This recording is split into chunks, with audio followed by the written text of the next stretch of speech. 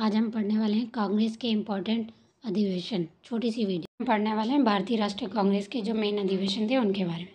पहला अधिवेशन कब होता है? 1885 में होता है। स्थान कौन सा था? मुंबई। और W.C. बनर्जी इसके अध्यक्ष थे। कांग्रेस की स्थापना हुई थी यहाँ पे। क्वेश्चन पूछा जाता है कि कांग्रेस की स्थापना कब हुई थी, तो याद रखना पहले अधिवेशन में हुई थी।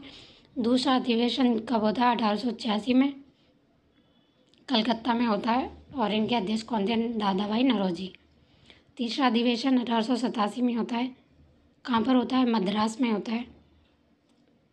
बदरुद्दीन तैयबाजी इसके अध्यक्ष थे और मुस्लिम समुदाय का इन्होंने प्रतिनिधित्व किया था, क्योंकि जैसे कि नाम से ही पता चल रहा है हमें बदरुद्दीन तैयबाजी थे, तो इस हिसाब से आप अंदाज़ा लगा लेना कि इन्होंने जो मुस्लिम का प्रतिनिधित्व था उनका किया था। ठीक है, आगे देखते हैं।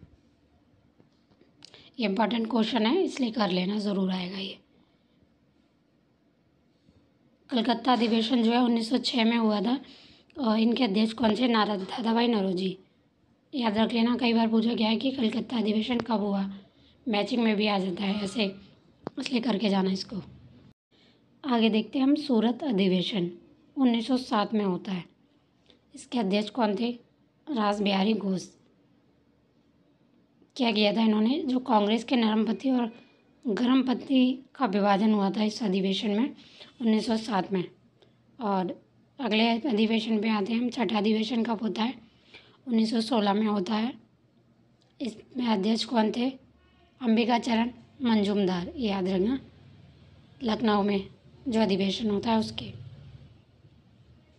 और आगे बढ़ते हैं। कांग्रेस अधिवेशन 1925 में होता है, जिसमें सरोजिनी नायडू होती है। ये इम्पोर्टेंट हो जाता है क्योंकि प्रथम महिला जो थी वो अध्यक्ष बनती हैं, सरोजिनी नायडू। कानपुर अधिवेशन 1925 में।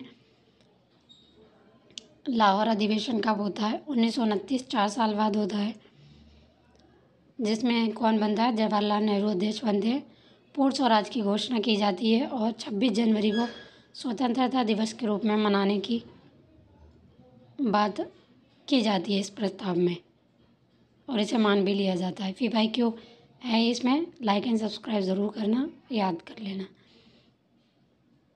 आगे देखते हैं। हरिपुरा अधिवेशन सुभाष चंद्र बोस 1938 में करते हैं और 10वां अधिवेशन जो है 1939 में होता है।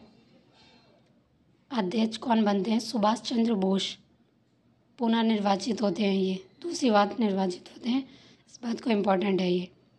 और महत्व क्या है? महात्मा गांधी से मतभेद और सुभाष चंद्र बोस का इस्तीफा हो जाता है। मतभेद के कारण जो है सुभाष चंद्र बोस जो थे वो इस्तीफा दे देते हैं। ये इसमें महत्व था, मतलब इम्पोर्टेंट बात ये निकलती है। आगे देखते हैं हम। अवध जो अधिवेशन हुआ वो 1922 में हुआ। चित्तरंजन दास, तबीयत खराब है थोड़ी सर्दी की वजह से, इसलिए आवाज़ साफ नहीं आई। असहयोग आंदोलन के समर्थन का निर्णय लेते हैं ये चित्तरंजन दास 1922 में। कब? अवध अधिवेशन हुआ था जब। आगे बढ़ते हैं। कुछ इम्पोर्टेंट पॉइंट्स हैं, उन पे एक बार नज़र दौड़ा लेते हैं। 1924 बेलगाम अधिवेशन कई बार पूछा गया है। महात्मा गांधी द्वारा एकमात्र अध्यक्षता की गई थी। ठीक है।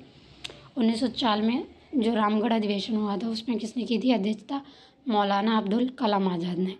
24 में गांधी जी ने और 40 में रामगढ़ में होता है और मौलाना अब्दुल कलाम आज़ाद करते हैं। मिलते हैं अगले वीडियो में।